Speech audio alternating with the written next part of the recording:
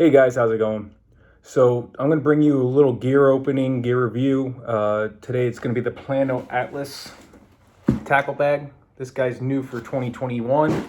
It's finally starting to drop in the stores, so about 2022 is going to be more accurate timing.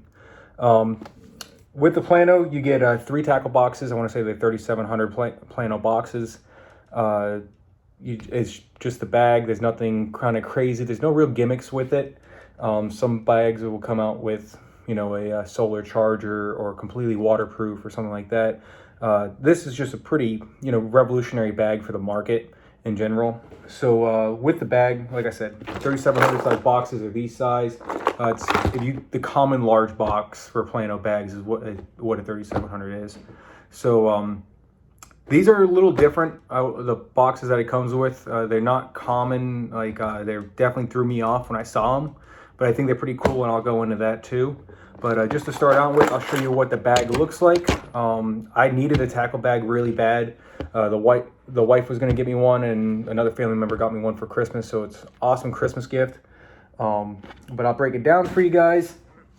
This is the Plano Atlas. Really nice bag. It's a molded bag. What that means is it's going to have its own kind of backbone and structure to it. Unlike some, like a backpack or a regular tackle bag. With this, you have kind of clamshell pockets on the sides. Clamshell is kind of where they just don't open and everything falls out. There's like nylon material on the sides that kind of keep everything in there. I got my ProCures in here. And if you don't use ProCure, definitely check them out. They're a great 8 cent. Just kind of throwing that out there. I have no sponsors or anything, so. With this, there's one clamshell on the right, one clamshell on the left, and you also have another clamshell on the front. Now, I want to say these might be big enough to carry the one in the front. The smallest size Plano box, if you want to put another one in here. Actually, I'm going to test that theory right now. Let's see. So, this is one of the smallest size Plano boxes, and that's...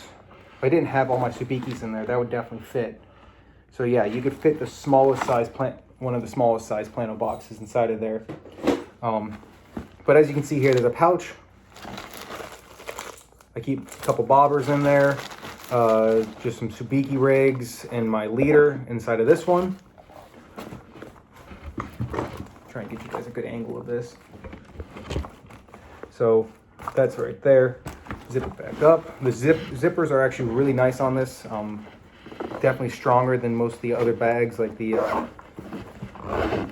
little $10 ones that you see over at Walmart and everything. Plano has a lot of products, so they might have some lower quality ones and some higher quality ones. This is one of their higher end bags. I'm just going to show you guys another clamshell. So that's it right there.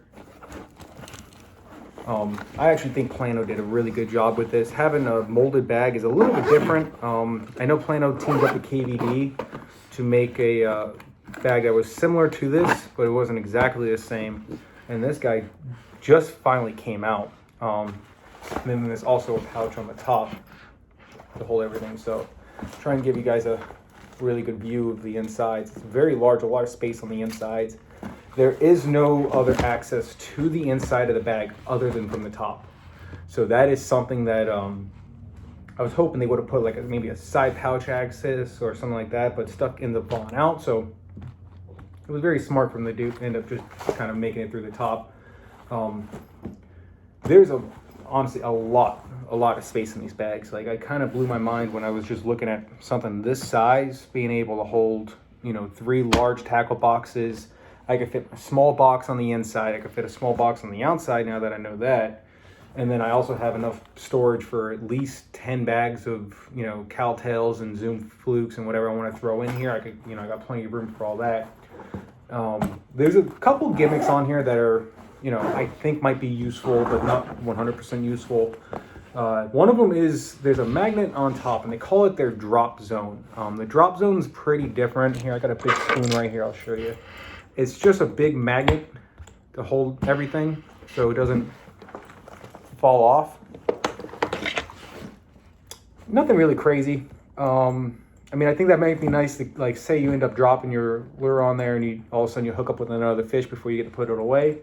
Might keep you from losing it, but I don't think there's anything too crazy because the magnet's not super strong either. Like, it would be different if it took me a lot to rip it off. Maybe be able to drop some pliers on there or something, but for me, they're kind of gimmicky. Here's a small set of, I think these are redfish pliers or redfin, but it holds them in there just like everything else, but it's not like they're gonna not fall off in the future. So it's okay. That's something that I'll give Plano, the benefit of the doubt. It's just something I think to keep the hooks out of the way is the main reason they ended up doing that. But it's a really nice bag overall. Only comes in the one color as far as I could tell. It's the gray. Completely like plastic with a little bit of rubber on the bottom. Definitely going to be durable. It's going to be nice to putting down on like the sand and wet areas and stuff like that. It's going to keep the bag very dry, which is going to be really nice for me when I'm doing my surf fishing and beach fishing and all that, just to drop it in there. I will give them a lot of bonus points though on these straps and on the backing. They put a lot of padding, and I mean a lot of padding, to where it's very comfortable. It's not excessive to where it's going to end up like making you sweat and it makes it way too bulky, but it just gives you enough to where it's going to be very comfortable. I mean, I can carry this bag almost all day and have no worries about anything.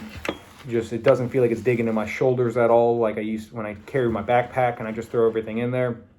So I will give them that, where they did a great job on the padding on here. It feels really good. I've actually hooked the padding a couple times already, and I was able to get my hook right out of there. So it's pretty durable so far. I haven't had any issues. It looks like it's just some kind of foam on the inside of some like breathable mesh. And then on the carry handle, I'd say the carry handle is very similar to if you had ever had a rod sock, and if it was just woven about 3 or 4 more times. That's what the carry handle feels like.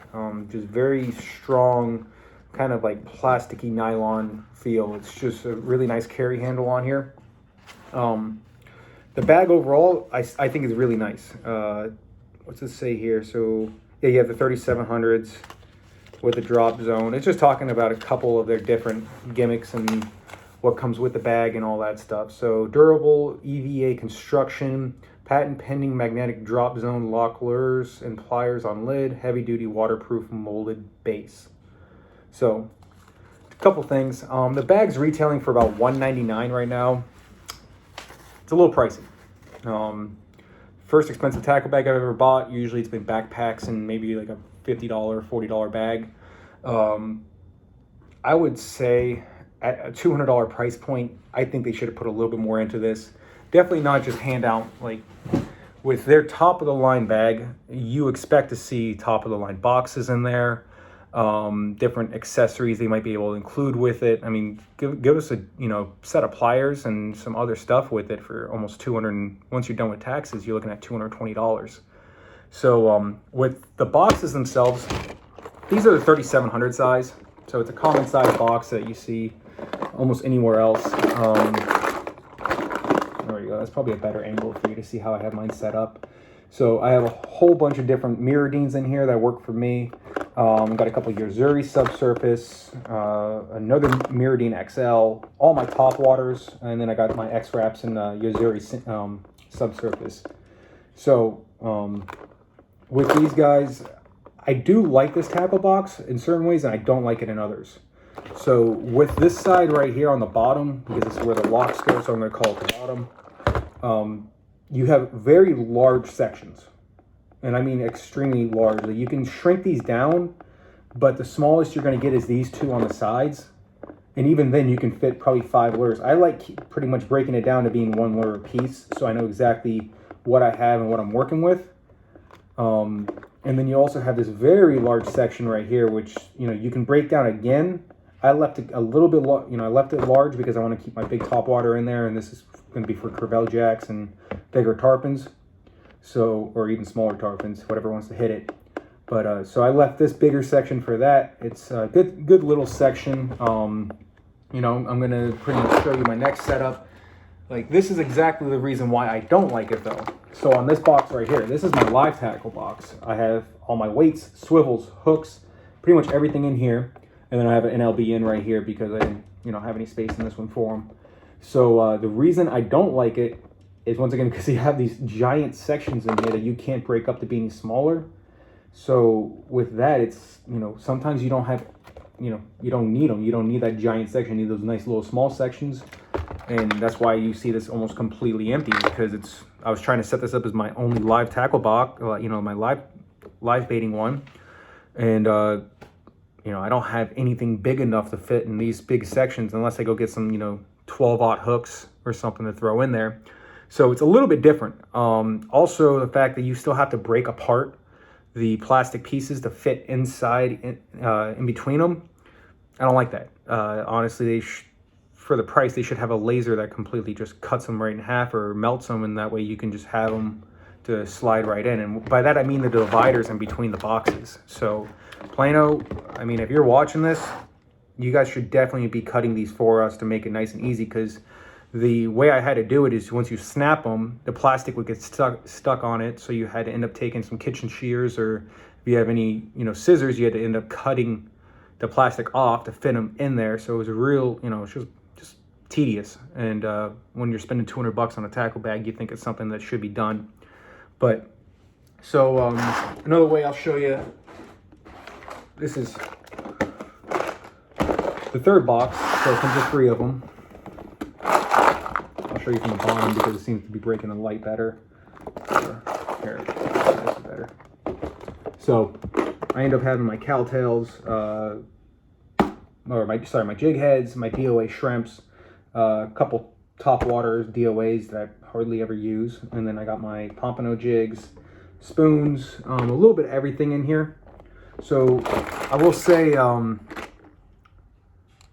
do like this, the setup of this box, the way this one's set up. Just as far as I like how small they can get. I just don't understand.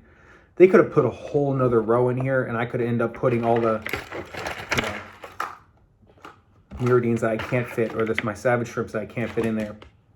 So I think they kind of made a mistake here, definitely, with leaving this giant section. If they left me just one corner of a big section and then made all these small boxes, it would have made more sense. And by that I mean, like, if you just left me this section right here is a large one, and then all these small, or give me the opportunity to kind of reconstruct this. I'm just going to kind of throw those flags out there. But $200. Back to the actual bag, because that's what makes the difference. You can always buy different boxes for the inside of the bags, but